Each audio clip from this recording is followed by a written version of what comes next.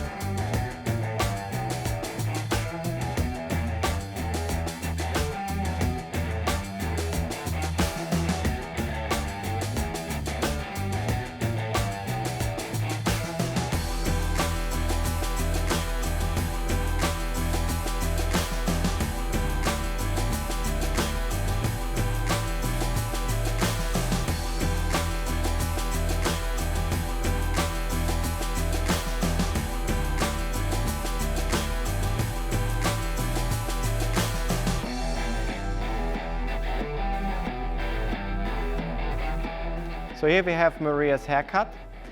I particularly like the technique I used in the side because it gives you this really nice head shape.